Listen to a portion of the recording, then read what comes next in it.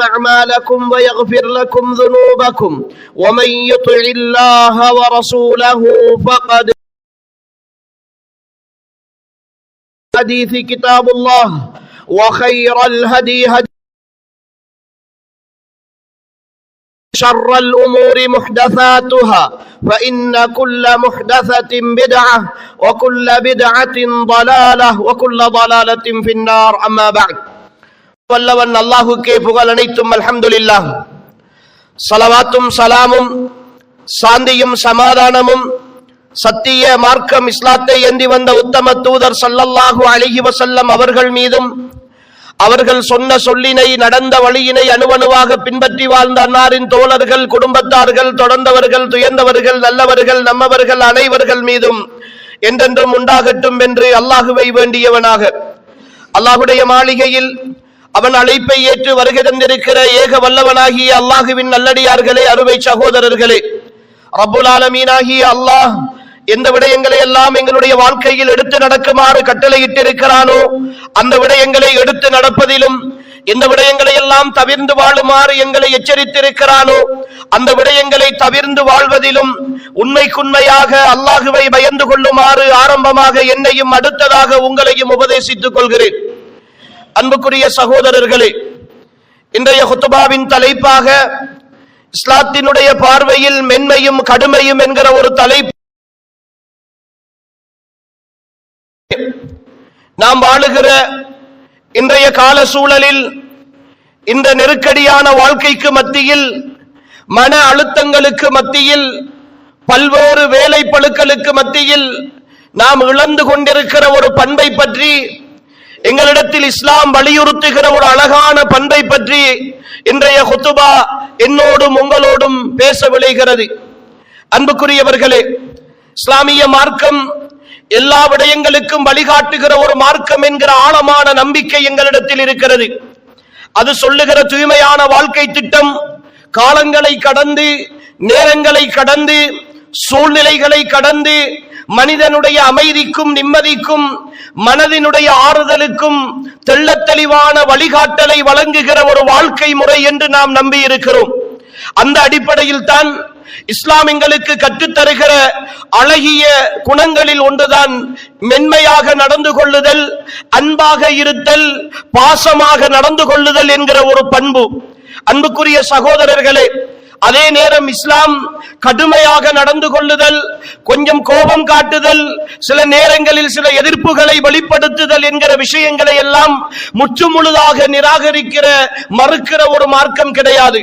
அந்த இரண்டுக்கு மத்தியில் ஒரு சமநிலையை பேண வேண்டும்.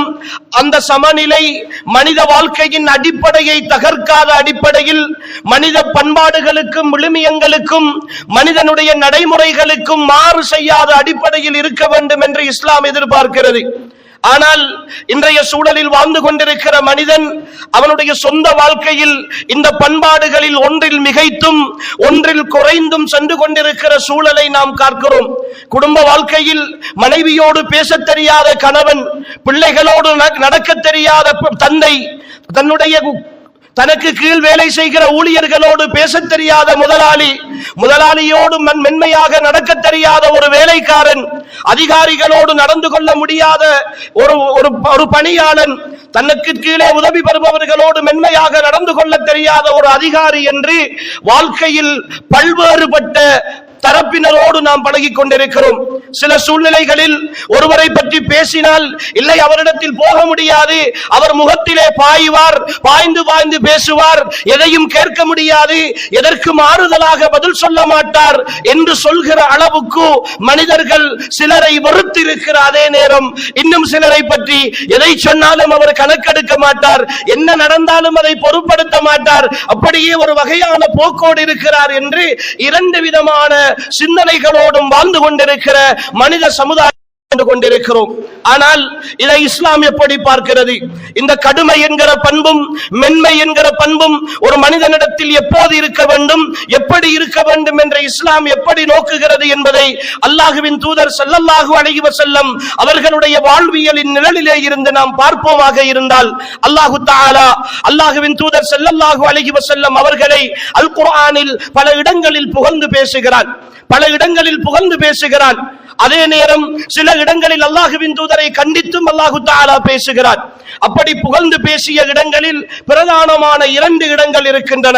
ஒன்று, அல்லாஹ் தஆலா சூரத்துல் கலம் என்ற அத்தியாயத்தில் அல்லாஹ்வின் தூதரை பற்றி சொல்லுகிற பொழுது, இன்னக லஅலா குலுகின் அலீம், நபியே நீங்கள் மகத்தான நற்குணத்தின் மீது இருக்கிறீர்கள், குணத்தின் குன்றாக மக்களிடத்திலே நீங்கள் தெளிவான சிந்தனையோடு இருக்கிறீர்கள் என்று அல்லாஹ் தஆலா அல்லாஹ்வின் தூதரை புகழ்ந்து பேசுகிறான்.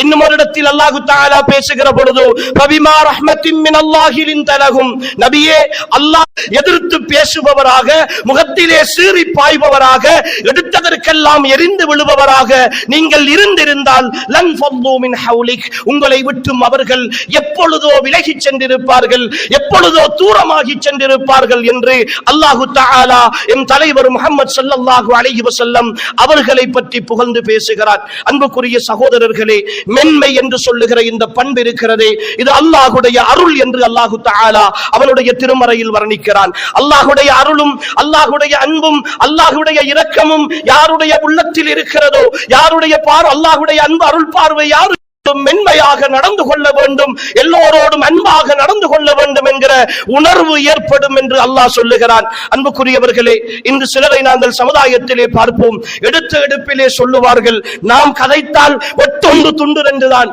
நான் கதைத்தால் ஒட்டொன்று துண்டு ரெண்டுதான், நமக்கு இரண்டாம் பேச்சுக்கு இடமில்லை, யார் என்ன நினைத்தாலும் பரவாயில்லை, நான் முகத்திலே கதைத்து விட்டு வந்து விடுவேன் என்று சொல்லுகிற ஒரு சாராரை பார்க்கிறோம். அன்புக்குரியவர்களே, அப்படியானவர்களை தூக்கி வைத்து கொண்டாடுகிற இன்னும் ஒரு சமுதாயத்தையும் பார்க்கிறோம். ஆனால் இஸ்லாத்தினுடைய பார்வையில் சில இடங்களை தவிர எல்லா இடங்களிலும் நான் ஒட்டொன்று துண்டு ரெண்டாக பேசி எல்லா உறவுகளையும் துண்டித்து எல்லா வாழ்க்கையையும் முடித்து விட வேண்டும் என்று எதிர்பார்க்கிற ஒரு மார்க்கம் அல்ல இஸ்லாம். பற்றி அனஸ் ரலியல்லாஹு அன்ஹு அவர்கள் அறிவிக்கின்ற செய்தி புகாரியிலே பதிவு செய்யப்பட்டிருக்கிறது. அல்லாஹ்வின் தூதரிடோடு நான் 10 ஆண்டுகள் பணிவிடை செய்திருக்கிறேன். அவர்களுக்காக நான் ஒரு காதிமாக, ஒரு பணியாளனாக பணியாற்றி இருக்கிறேன். எந்த ஒரு சந்தர்ப்பத்திலும் அல்லாஹ்வின் தூதர் ஸல்லல்லாஹு அலைஹி வஸல்லம் அவர்கள் என்னோடு கடுகடுத்து பேசியது கிடையாது. நீ ஒரு விஷயத்தை நான் செய்து விட்டால் ஏன் இதை செய்தாய் என்று என்னை கண்டித்து கேட்டதும் கிடையாது. ஏன் இதை செய்யவில்லை என்று அவர்கள் கோபத்தோடு திட்டியதும் கிடையாது.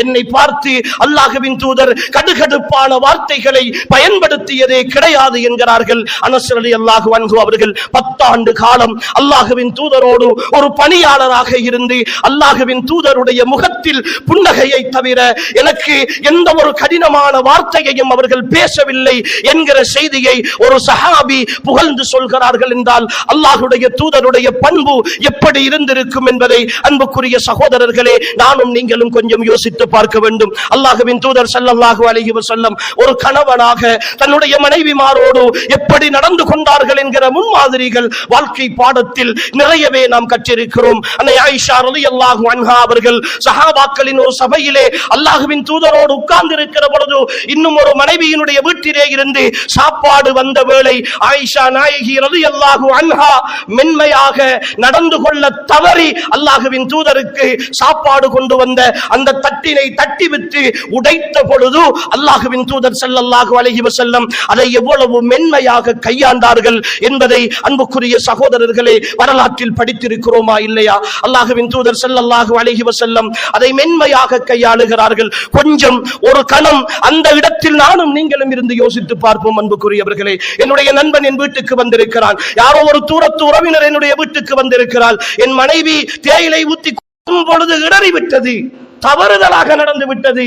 அது தவறுதலாக நடந்து என் நண்பனினுடைய ஆடையில் கொட்டிவிட்டது, அல்லது அவனுக்கு இருக்கிற பொழுது ஏதோ ஒன்றில் தவறுதலான ஒரு பிரச்சனை நடந்து விட்டது என்றால் என் மனோநிலை எப்படி இருக்கும்?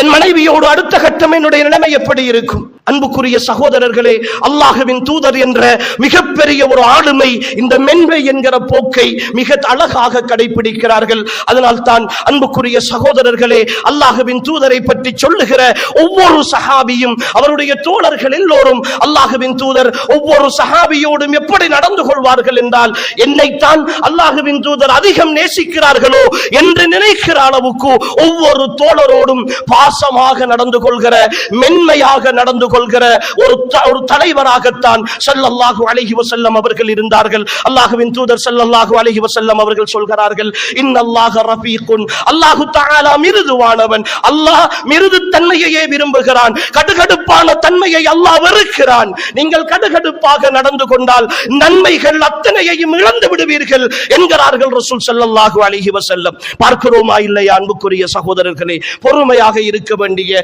கொஞ்சம் கடந்து போக வேண்டிய விஷயங்களில் எல்லாம் கோபப்பட்டு கடுமையாக நடந்து கொள்வதனுடைய விளைவு எத்தனையோ திருமணங்கள் இன்று விவாகரத்தில் வந்து நிற்கின்றன. ஒரு நிமிட அமைதி, ஒரு நிமிட பொறுமை, கொஞ்சம் நான் விட்டுக் கொடுத்திருந்தால், என் பிடிவாதத்தில் இருந்து தளர்ந்திருந்தால், நான் குடும்பத்தோடு பிள்ளைகளோடு சந்தோஷமாக வாழ்ந்திருக்கலாம் என்று காலம் கடந்து யோசிக்கிற எத்தனையோ ஆண்களும் பெண்களும் இந்த சமுதாயத்தில் இருக்கிறார்கள். இந்த சமுதாயத்தில் இருக்கிறார்கள். அல்லாஹ்வின் தூதர் ஸல்லல்லாஹு அலைஹி வஸல்லம் அவர்களுடைய இந்த வழிமுறையை மீறியதனுடைய விளைவு இந்த சமுதாயம் இதனை அனுபவித்துக் கொண்டிருக்கிறது. அன்புக்குரிய சகோதரர்களே, மென்மையை இழந்ததற்கான பிரதானமான காரணிகளில் இன்று ஒவ்வொருவரும் தன்னை பரிசுத்தப்படுத்துகிற, தான் மட்டும் தான் தூய்மையானவன் என்று நினைக்கிற, அதற்கு எதிராக யார் பேசினாலும் எனக்கு எதிராக இவன் எப்படி பேசுவான், எனக்கு எதிராக எப்படி இவன் நடந்து கொள்வான், என்னை இவன் எப்படி அவமானப்படுத்துவான் என்கிற மனோநிலையோடு ஒவ்வொருவரும் சிந்திப்பதை பார்க்கிறோம். அல்லாஹ்வின் தூதர் அருள் நபி, அல்லாஹ்வினுடைய அருளை நேரடியாக பெற்ற எம் தலைவர் முஹம்மது ஸல்லல்லாஹு அலைஹி வஸல்லம் சஹாபாக்களின் ஒரு கூட்டத்தோடு வந்து கொண்டிருக்கிறார்கள். பக்கத்திலே உமர் ரலியல்லாஹு அன்ஹு இருக்கிறார்கள், அபூபக்கர் ரலியல்லாஹு அன்ஹு அவர்கள் இருக்கிறார்கள். எதிரே ஒரு மனிதர் வருகிறார், ஒரு காபிர் வருகிறான். அல்லாஹ்வின் தூதருடைய தோளிலே தொங்கிய அந்த துணியை பிடித்து, அந்த சால்வையை பிடித்து இழுத்து, முஹம்மதே, நான் உங்களுக்கு கடன் தந்திருக்கிறேன், அந்த கடனை திரும்ப நீங்கள் தரவில்லை, உங்களுடைய குடும்பமே இப்படித்தான், கடன் வாங்கினால் தராமல் விடுவதுதான் உங்களுடைய பழக்கம் என்று அல்லாஹ்வின் தூதர் நம்பிக்கையின் அடையாளம், குணத்தின் குன்று, ஒழுக்கத்தின் சிகரம், அல்லாஹ்வின் தூதரை பார்த்து அவரை உயிரை விட மேலாக நேசிக்கிற ஒரு கூட்டத்திற்கு முன்னால் எவ்வளவு மென்மையாக நடந்து கொள்கிறார்கள். கோபப்படவில்லை ரசூலுல்லாஹ்.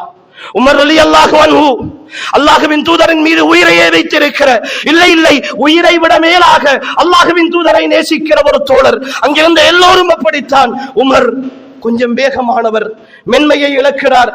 யா ரசூலல்லாஹ், அனுமதி தாருங்கள், இவனை நான் இந்த இடத்திலே என் வாளுக்கு இரையாக்குகிறேன், அனுமதி தாருங்கள் என்கிறார். அல்லாஹ்வின் தூதர் ஸல்லல்லாஹு அலைஹி வஸல்லம் அமைதிப்படுத்துகிறார்கள். உமரே, மென்மையாக நடந்து கொள்ளுங்கள், அவருக்கு கடன் தந்தவர், அவருக்கு பேசுவதற்கு உரிமை இருக்கிறது என்று சொல்லி அல்லாஹ்வின் தூதர் ஸல்லல்லாஹு அலைஹி வஸல்லம் உமர் ரலியல்லாஹு அன்ஹு அவர்களோடு அந்த மனிதரை அனுப்பி அவருக்கு கொடுக்க வேண்டிய கடனையும் கொடுத்து, அவரை காயப்படுத்தியதற்காக, உருக்கியதற்காக, அவரை மென்மை இழந்து பேசியதற்காக அவருக்கு கொஞ்சம் அதிகமாகவும் கொடுங்கள் என்று அல்லாஹ்வின் தூதர் சொல்லி அனுப்புகிறார்கள் என்றால், அன்புக்குரிய சகோதரர்களே, அல்லாஹ்வின் தூதரை விட கௌரவ பிரச்சனையோடு நானும் நீங்களும் வாழ்ந்து கொண்டிருக்கிறோமா? அல்லாஹ்வின் தூதரை விட கௌரவ பிரச்சனையோடு நானும் நீங்களும் வாழ்ந்து கொண்டிருக்கிறோமா? உள்ளத்தில் இருக்கிற பெருமை, அகம்பாவம், பொறாமை, இந்த உணர்வுகள் என்னை யாரும் மிகைத்து விடக் கூடாது என்கிற ஒரு வகையான உள நோய், அன்புக்குரிய சகோதரர்களே, இன்றைய சமுதாய சூழலில் என்னை ஒரு வகையான மிருகமாக மாற்றி வைத்திருக்கிறது. பிள்ளை தந்தையை கண்டு பயப்படுகிறான், தந்தையை கண்டு பிள்ளை பயப்படுகிறான். தலைக்கு மேல் தோளுக்கு மேல் வளர்ந்த ஒரு பிள்ளை வாப்பாவோடு பேசுவதற்கு தயங்குகிறான். நான் எதை பேசினாலும் வாப்பா ஏசுவார், வாப்பா கண்டிப்பார், வாப்பா எதையாவது கோபப்படுவார் என்கிற அடையாளம் மட்டும்தான் அவனுக்கு தெரிகிறது. வாப்பாவினுடைய மென்மை அப்படியே மறைந்து போகிறது. நினைக்கிறோம் வாப்பா என்றால் பிள்ளைக்கு தலையை தடாவுவதும், அன்பாக முத்தமிடுவதும், அவனோடு அமர்ந்து பேசுவதும், அவனுக்கு ஒரு பிடி சாப்பாடு ஊட்டி விடுவதும், என் மகள் வயதுக்கு வந்துவிட்டால் என்பதற்காக என்னிடத்தில் இருந்து மஹரம் என்கிற அந்தஸ்தில் இருந்து அவள் நீங்கி போக மாட்டாள்.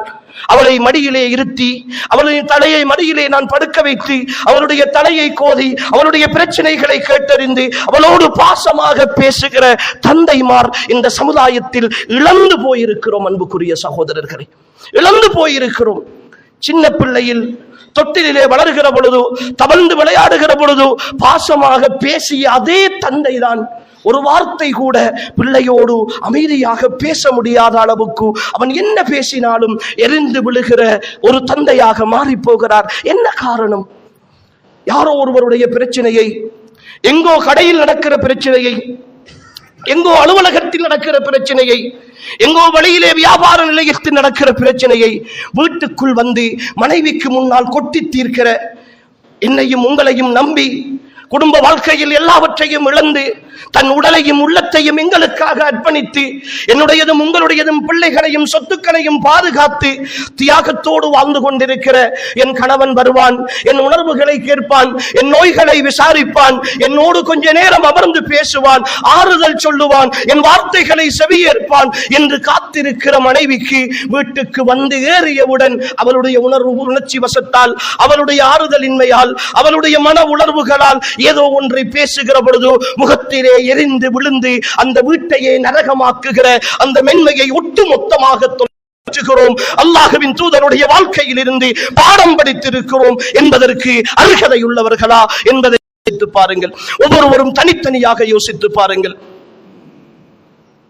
அரசாங்கத்திலே சம்பளம் எடுத்துக்கொண்டு, மக்களுடைய வரிப்பணத்திலே வாழ்ந்து கொண்டு, மக்களுக்காக சேவை செய்ய வேண்டிய ஒரு அரசியல்வாதி, ஒரு அரசு அதிகாரி, ஒரு பாடசாலையினுடைய ஆசிரியர், பாடசாலையினுடைய அதிபர் ஒரு தேவைக்காக ஏழை போய் நிற்கிற பொழுது, ஏதோ ஒரு பிரச்சனையை அவனுடைய அறியாமையால் போல் கேட்டு நிற்கிற பொழுது, ஒரு உதவி தேடி போய் நிற்கிற பொழுது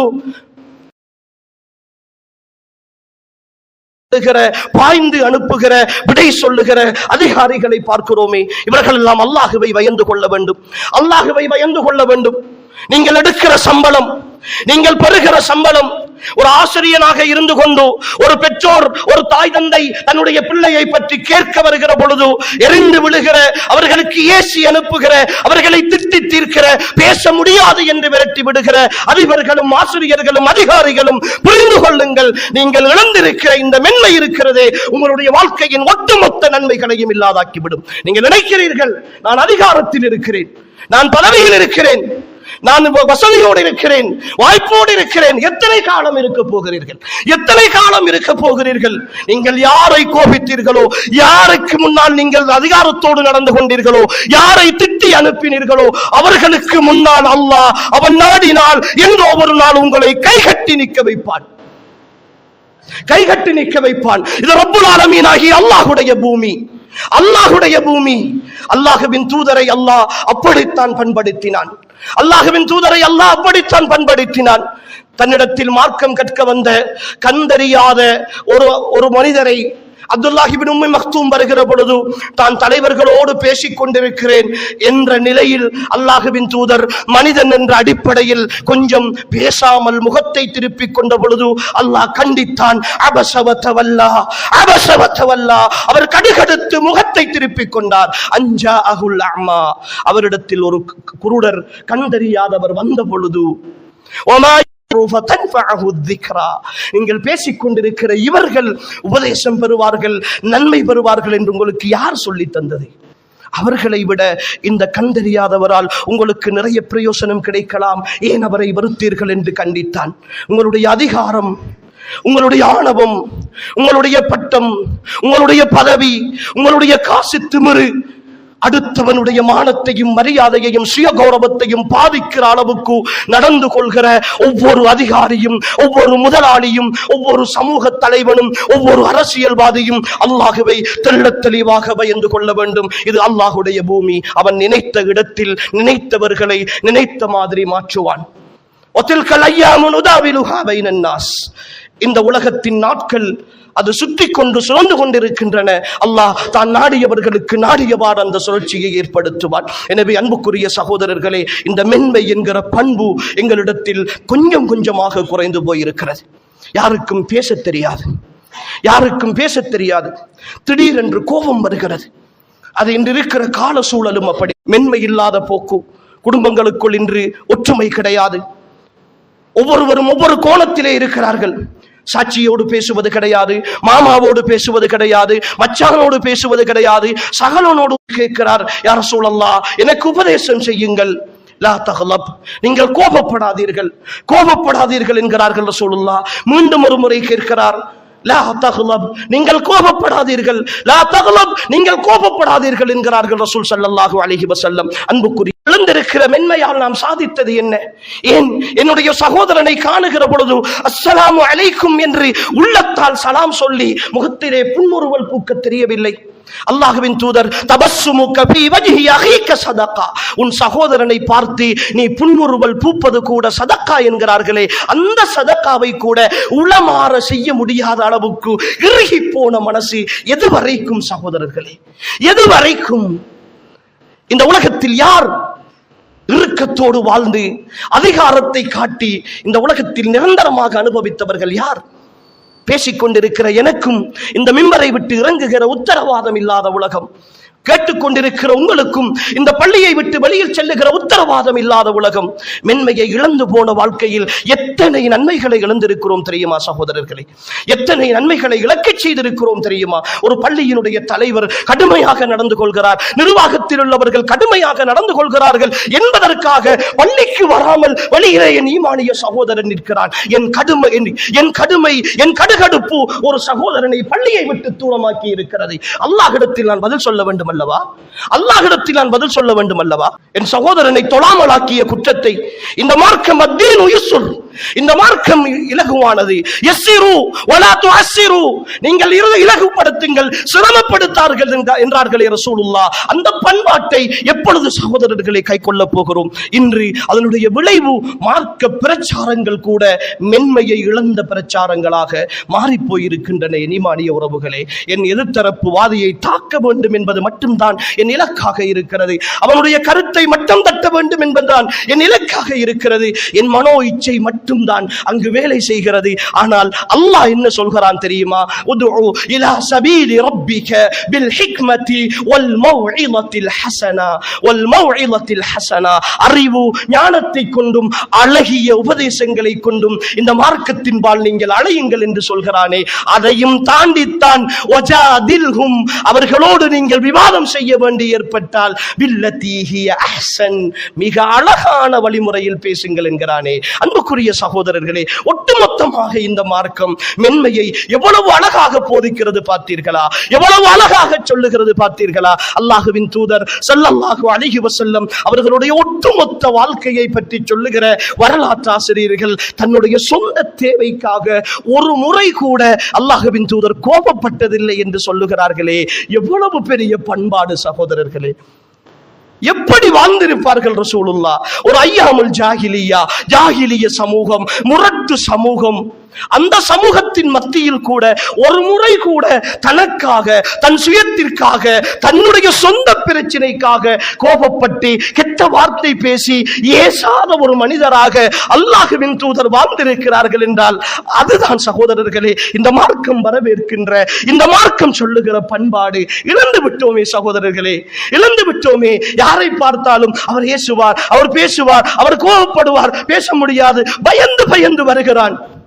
அல்லாஹ்வின் தூதர் ஸல்லல்லாஹு அலைஹி வஸல்லம் அவர்களிடத்தில் ஒரு அந்நிய தேசத்தில் இருந்து ஒரு மனிதன் பார்த்தவர், அந்த நாட்டினுடைய அரசாங்கங்களை, ஜனாதிபதிகளை, மன்னர்களை பார்த்தவர். வந்து அல்லாஹ்வின் தூதரிடத்திலே பயந்து பயந்து ஒடுங்கி நடுங்கி நிற்கிறார். அல்லாஹ்வின் தூதர் அவரை அவமானித்து விட்டு சொல்கிறார்கள், நண்பரே, ஏன் இப்படி பயப்படுகிறீர்கள்? நானும் காய்ந்த ரொட்டிகளை திண்டு வளர்ந்த ஒரு ஏழை தாயினுடைய மகன்தான். காய்ந்த ரொட்டிகளை திண்டு வளர்ந்த ஒரு ஏழை தாயினுடைய மகன்தான். என்னை கண்டு ஏன் நீங்கள் இப்படி பயப்படுகிறீர்கள் என்று அந்த மனிதரிடத்தில் அல்லாஹ்வின் தூதர் கேட்டு அவரை அருகாமையில் அழைத்து வைத்தார்கள் என்கிற பொழுது, அன்புக்குரிய சகோதரர்களே, இந்த பண்பாட்டை விட அல்லாஹ்வின் தூதரை விட உயர்ந்த மதிப்பை இந்த உலகத்தில் நானும் நீங்களும் தேடப் போகிறோமா? எல்லோரும் சிந்தியுங்கள். ஒரு குடும்ப தலைவனாக சிந்தியுங்கள், ஒரு தந்தையாக சிந்தியுங்கள், ஒரு முதலாளியாக சிந்தியுங்கள், ஒரு ஆசிரியராக சிந்தியுங்கள், ஒரு அதிபராக சிந்தியுங்கள், ஒரு அரச ஊழியராக சிந்தியுங்கள், ஒரு கூலியாளாக சிந்தியுங்கள். ஒவ்வொரு நிலையில் இருந்தும், நீங்கள் இருக்கிற ஒவ்வொரு இடத்தில் இருந்தும் அன்புக்குரிய சகோதரர்களே, எந்தெந்த இடங்களில் மென்மையை இழக்கிறோம், அதனால் இழந்த நன்மைகள் என்ன? அல்லாஹ்வின் தூதருடைய வாக்கல்லவா, நீ மென்மையை இழந்தால் நன்மை பேசிய தலைவருடைய வாக்கல்லவா. அன்புக்குரிய சகோதரர்களே, மென்மை என்கிற பண்பு எங்களுடைய உள்ளங்களில் மீண்டும் குடியமர வேண்டும்.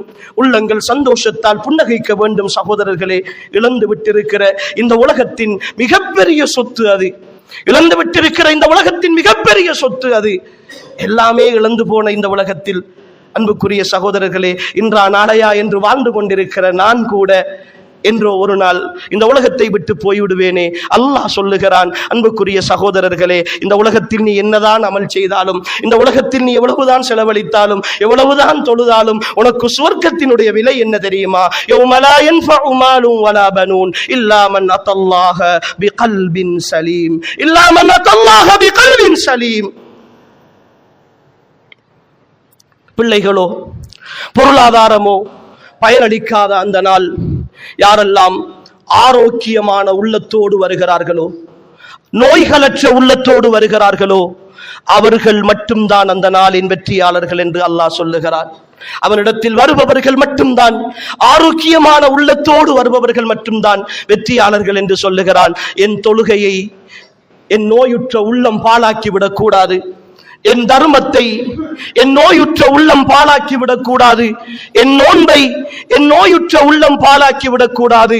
என் கடுமை, என் மென்மை இழந்த போக்கு, அடுத்தவர்களின் மீது காட்டுகின்ற கடுமை, அன்புக்குரியவர்களே, இன்னொருவருடைய மனதை பாதிக்க பாவத்தையும் அந்த கோபத்தையும் நான் அள்ளி சுமந்து கொள்கிற பொழுது என் வாழ்க்கையில் நான் சேகரித்த ஒட்டுமொத்த நன்மைகளையும் நான் இழந்து விடுகிறேன் என்பதை ஒவ்வொரு ஈமானிய சகோதரனும் புரிந்து கொள்ளுங்கள். அன்புக்குரிய சகோதரர்களே, நாம் மென்மையாக நடந்து கொள்ள வேண்டியது இஸ்லாம் எங்களுக்கு சொல்லித் தருகிற அடிப்படையான பண்பு என்பதை புரிந்து இந்த வாழ்க்கையில் மென்மையாக நடந்து அந்த மென்மையினூடாக நன்மைகளை பெற்று சந்தோஷம் அடைந்த நல்ல மக்களுடைய கூட்டத்தில் அல்லாஹ் என்னையும் உங்களையும் சேர்த்தருள்வானாக. وآخر دعوانا أن الحمد لله رب العالمين. الحمد لله وحده والصلاة والسلام على من لا نبي بعده وعلى آله وأصحابه الذين اصطفى أما بعد. அன்புக்குரிய சகோதரர்களே, அல்லாஹ்வின் தூதர் ஸல்லல்லாஹு அலைஹி வஸல்லம் எப்படி மென்மையாக நடந்து கொண்டார்களோ அதே போல சில சந்தர்ப்பங்களில் கடுமையாகவும் நடந்து கொண்டார்கள். அல்லாஹ்வின் தூதர் ஸல்லல்லாஹு அலைஹி வஸல்லம் அவர்களுடைய சபைக்கு ஒரு உயர்குலத்தைச் சேர்ந்த ஒரு பெண்மணி திருடியதற்காக கொண்டு வரப்படுகிறார். அல்லாஹ்வின் தூதர் ஸல்லல்லாஹு அலைஹி வஸல்லம் அவர்கள் அல்லாஹ்வுடைய கட்டளை பிரகாரம் அவருடைய கரத்தை வெட்ட வேண்டும் என்கிற தீர்ப்பு கொடுக்கிறார்கள். இப்பொழுது சஹாபாக்கள் மத்தியிலே ஒரு சின்ன சலசலப்பு. ஒரு உயர்குல பெண்மணி அவருடைய கையை திருடியதற்காக வெட்டினால் அந்த குலத்திற்கு அது அவமானமாக போய்விடும். எனவே அல்லாஹ்வின் தூதரிடத்தில் கொஞ்சம் பரிந்து பேசுவதற்கு ஒருவரை அனுப்புவோம் என்று சொல்லி அல்லாஹ்வின் தூதர் ஸல்லல்லாஹு அலைஹி வஸல்லம் அவர்களிடத்தில் ஸைத் இப்னு ஹாரிஸா ரலியல்லாஹு அன்ஹு அவர்களை அனுப்புகிறார்கள். அல்லாஹ்வின் தூதர் ஸல்லல்லாஹு அலைஹி வஸல்லம் ஸைத் இப்னு ஹாரிஸா ரலியல்லாஹு அன்ஹு அவர்கள் அந்த பெண்ணினுடைய விஷயத்தில் பேசிய மாத்திரத்தில் அல்லாஹ்வின் தூதருடைய முகம் சிவந்து விடுகிறது. அல்லாஹ்வின் தூதருடைய முகம் கோபத்தால் சிவந்து விடுகிறது. அல்லாஹ்வின் தூதர் ஸல்லல்லாஹு அலைஹி வஸல்லம் ஸைதை பார்த்து கேட்கிறார்கள், ஸைதே, அல்லாஹ்வுடைய மார்க்கத்தில் அல்லாஹ் சொன்ன ஒரு தீர்ப்பினுடைய விஷயத்திலா என்னோடு நீங்கள் பரிந்து பேச வந்திருக்கிறீர்கள்? என்னிடத்தில் நீங்கள் பரிந்து பேச வந்திருக்கிறீர்கள்? வல்லாஹி, அல்லாஹ்வின் மீது ஆணையாக என்னுடைய மகள் ஃபாத்திமா திருடினாலும் கூட அவருடைய கையையும் நான் வெட்டுவேன் என்கிறார்கள் ரசூல் ஸல்லல்லாஹு அலைஹி வஸல்லம். மனிதர்கள் மத்தியில் நீதம் செலுத்துகிற பொழுது, அல்லாஹ்வுடைய மார்க்கத்தை நிலைநாட்டுகிற பொழுது, அன்புக்குரிய சகோதரர்களே, அல்லாஹ்வின் தூதர் ஸல்லல்லாஹு அலைஹி வஸல்லம் கடுமையாக நடந்து கொண்டிருக்கிறார்கள். அல்லாஹ்வின் தூதர் ஸல்லல்லாஹு அலைஹி வஸல்லம் அவர்கள் ஆயிஷா ரலியல்லாஹு அன்ஹா அவர்கள் இருக்கிற வீட்டுக்கு வருகிறார்கள். ஆயிஷா நாயகி ரலியல்லாஹு அன்ஹா அல்லாஹ்வின் தூதரை வரவேற்க வேண்டும் என்ற ஒரு நல்லெண்ணத்தோடு ஒரு திரைச்சீலையை தொங்க விட்டிருக்கிறார்கள். அந்த திரைச்சீலையில் உருவப்படங்கள் இருக்கின்றன. அல்லாஹ்வின் தூதர் ஸல்லல்லாஹு அலைஹி வஸல்லம் அதை பார்த்தவுடன் அவர்களுடைய முகம் சிவந்து இருந்தால், அவர்களுடைய கோபத்தை புரிந்து கொள்ள வேண்டுமாக இருந்தால் அவர்களுடைய வெண்மையான முகம் சிவந்து விடும். அல்லாஹ்வின் தூதருடைய முகம் சிவந்து விடுகிறது. அல்லாஹ்வின் தூதர் ஸல்லல்லாஹு அலைஹி வஸல்லம் அவர்கள் ஆயிஷாவை பார்த்து சொல்லுகிறார்கள், இதை நீக்கி விடுங்கள், நிச்சயமாக அல்லாஹ் உருவப்படங்கள் வரைபவர்களை நாளை மறுமையில் மிக கடுமையாக தண்டிப்பான் என்று ரசூல் ஸல்லல்லாஹு அலைஹி வஸல்லம் அவர்கள் சொல்கிறார்கள். அல்லாஹ்வின் தூதருடைய சாபம், அல்லாஹ்வின் தூதருடைய கண்டிப்பு எல்லாமே அன்புக்குரிய சகோதரர்களே அல்லாஹ்வுடைய கட்டளைகளை நிலைநாட்டுவதில் தான் இருந்திருக்கிறது. அல்லாஹ்வின் தூதருடைய வார்த்தைகள் எல்லாமே அல்லாஹ்வுடைய சுன்னாக்களை, அல்லாஹ்வுடைய கட்டளைகளை மீறுகிற பொழுதுதான் மிக கடுமையாக இருந்திருக்கிறது. அன்புக்குரிய சகோதரர்களே, இந்த இடத்தில் என்னையும் உங்களையும் கொஞ்சம் இருத்தி பார்ப்போம். என்னுடைய மனைவி ஆக்குகிற சோத்தில் உப்பு போடவில்லை என்பதற்காக வருகிற கோபம், அவள் அந்நிய ஆண்களோடு பேசுகிறாள் என்கிற பொழுது எனக்கு வரவில்லை. அவளுடைய ஆடைகள் அரைகுறையாக இருக்கிறது என்கிற பொழுது எனக்கு வரவில்லை. நான் போகிற பொழுது வீட்டிலே அவள் சினிமா பார்த்துக் கொண்டிருக்கிறாள் என்கிற பொழுது எனக்கு வரவில்லை. நான் போகிற பொழுது அவள் வீட்டிலே இருந்து கொண்டு மோசமான காரியங்களில் ஈடுபட்டுக் கொண்டிருக்கிறாள், பாவமான பேச்சுக்களில் ஈடுபட்டுக் கொண்டிருக்கிறாள் என்கிற பொழுது எனக்கு வரவில்லை. அன்புக்குரிய சகோதரர்களே, ஆனால் கேவலம் சாப்பாட்டிலும் பேசுகிற ஒரு சில நல்ல வார்த்தைகளிலும் கோபப்படுகிறேன். எங்கே இருக்கிறேன் சகோதரர்களே? நான் என் கடமைகள் எதில் காட்டப்பட வேண்டுமோ அதில் காட்டப்படவில்லை. ஒவ்வொரு ஈமானிய சகோதரனும் உள்ளத்தில் கை வைத்து கேளுங்கள். உங்களுடைய மகன், உங்களுடைய மகள் ஒரு நேர தொழுகையை விட்டுவிட்டால் என்பதற்காக கண்டித்த ரோஷமுள்ள தந்தைமார் எத்தனை பேர் இந்த சபையில் இருக்கிறீர்கள்? எத்தனை பேர் இருக்கிறீர்கள்? அல்லாஹ்வின் தூதருடைய கட்டளை சுபகுத்தலாமல் காலையிலே எழுந்து அதே நிலையில் மௌத்தாகினால் அவன் காஃபிர். என் மகனை மதம் மாற்றுகிற அந்த செயற்பாட்டில் நான் இருக்கிறேன்.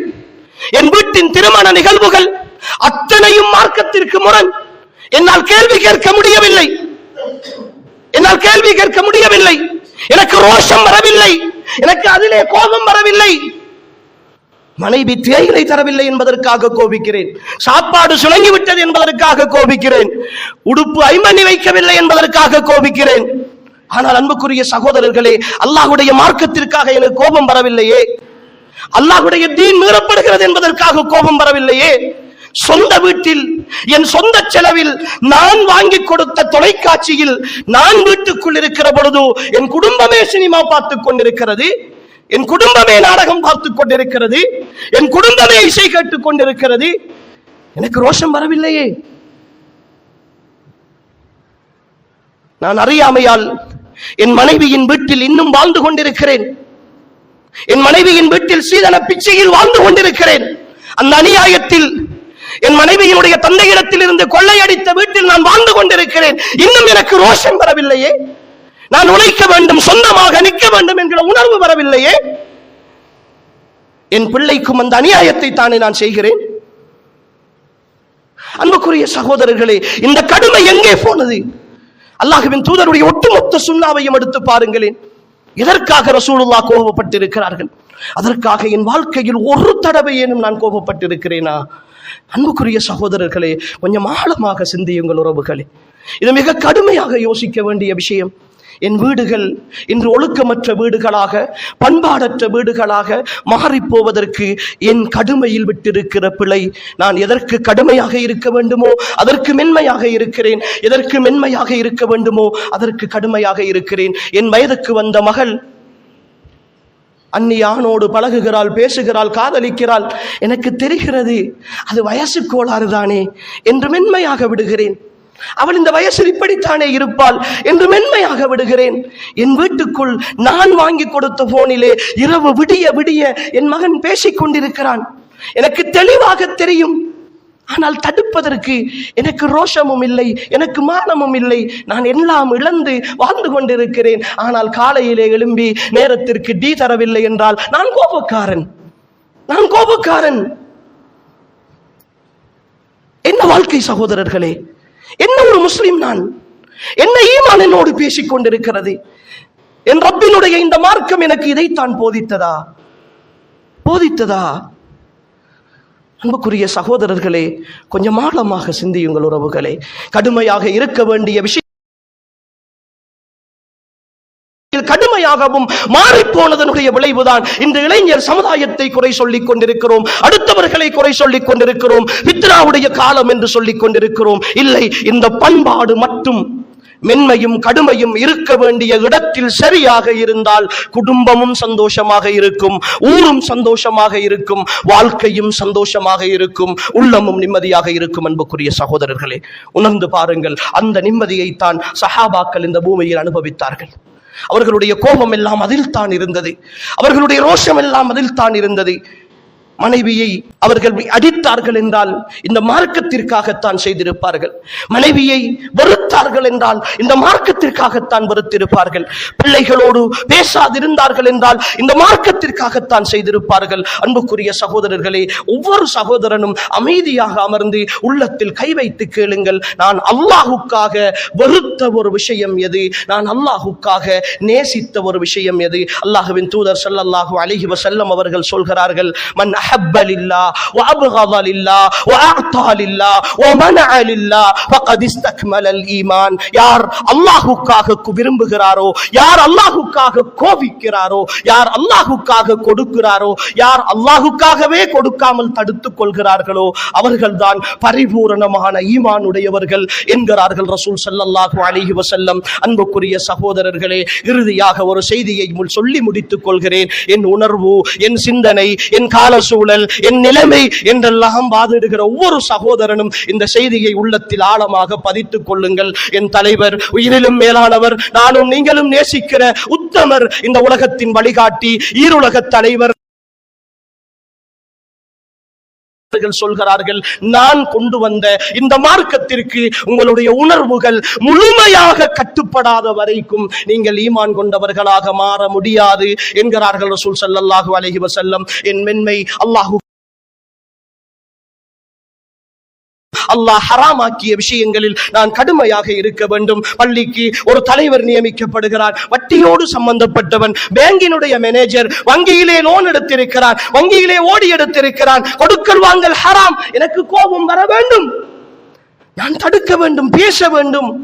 இவன் இந்த பள்ளிக்கு பொருத்தமில்லை என்று சொல்ல வேண்டும். அந்த ஈமானிய ரோஷம் இல்லை என்றால், அந்த உணர்வு இல்லை என்றால், அந்த எதிர்ப்புணர்வு இல்லை என்றால், எல்லாவற்றையும் அங்கீகரித்துக் கொண்டு நான் போகிறேன் என்றால், அன்புக்குரிய சகோதரர்களே, என் மென்மையிலும் பிரயோசனம் கிடையாது, என் கடுமையிலும் பிரயோசனம் கிடையாது. எனவே தெளிவாக இருப்போம், தெளிவாக இருப்போம். இந்த மார்க்கம் தரக்துக்கும் அலல் மஹஜ்ஜத்தில் பைலா, மிக தெளிவான வெண்மையான ஒரு பாதையில் அல்லாஹ்வுடைய தூதர் என்னையும் உங்களையும் விட்டு சென்றிருக்கிறார்கள். எனவே மென்மையாக நடப்போம், கடுமையை பிரயோகிக்க வேண்டிய இடத்தில் பிரயோகிப்போம், அல்லாஹுக்காக வாழ்வோம். இந்த உலகம் அற்பமானது என்பதை புரிந்து மறுமையின் சந்தோஷத்திற்காக இந்த உலகத்தை கட்டமைப்போம். எல்லாம் வல்ல அல்லாஹு தஆலா என்னையும் உங்களையும் பொருந்திக் கொள்வானாக. வாழும் காலம் எல்லாம் அவனுக்கு கட்டுப்பட்டு வாழ்ந்த நல்லவர்களாகவே வாழ்ந்து இந்த பூமியில் இருந்து விடைபெறுகிற பொழுதும் உத்தமர்களாக மரணிக்கக்கூடிய பாக்கியத்தை அல்லாஹ் நம் அனைவருக்கும் நசீபாக்குவானாக. ஹாதா மா இந்தி வல் இல்மு இன்தல்லாஹ் வ ஆகிரு தஅவானா அல்ஹம்துலில்லாஹி ரப்பில் ஆலமீன்.